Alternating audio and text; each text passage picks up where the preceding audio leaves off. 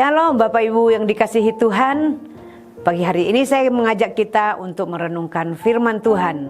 Tema hari ini tentang menaklukkan pikiran.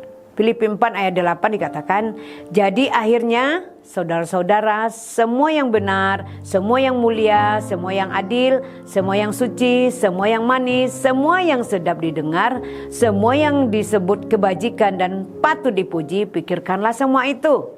Kemerdekaan secara rohani berarti merdeka tubuh, jiwa, dan roh di dalam Kristus. Dalam kemerdekaan secara rohani itu kita diajarkan untuk menawan dan menaklukkan pikiran kepada Kristus. Menaklukkan pikiran kepada Kristus merupakan proses rohani yang harus sengaja kita lakukan untuk menyelaraskan setiap pikiran, keinginan dan kehendak kita dengan Kristus dan firman-Nya, supaya hidup kita dikendalikan oleh kuasa Roh Kudus. Yang sering terjadi dan menguasai hidup kita adalah ketakutan, kekhawatiran akan masa depan, pikiran akan ketidakmampuan, merasa tidak layak, merasa tidak berharga, dan sebagainya.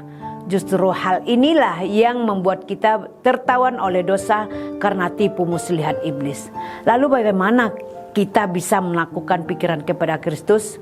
Pertama, miliki hubungan pribadi dengan Kristus lewat doa pribadi serta membaca dan merenungkan firman Tuhan setiap hari. Supaya kita tahu dan menjadi peka dengan apa yang menjadi maunya dan kehendaknya. Juga membuat kita patuh dan taat pada Kristus. Sadari bahwa Tuhan Allah kita itu sangat tahu pikiran kita. Engkau mengerti pikiranku dan jauh. Jadi kita harus berhati-hati dalam berpikir dan bertindak. Kedua, pikirkan hal-hal yang benar, mulia, adil, suci, manis, yang sedap didengar, yang disebut kebajikan dan patut dipuji. Ini artinya kita mempunyai pilihan untuk memikirkan hal-hal yang baik.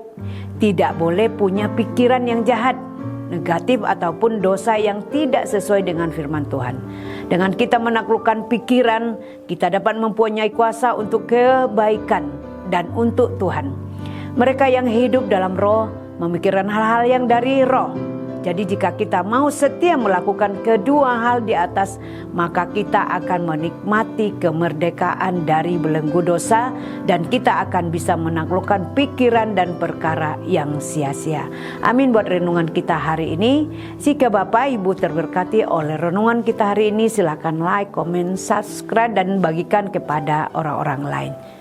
Haleluya, Tuhan Yesus berkati.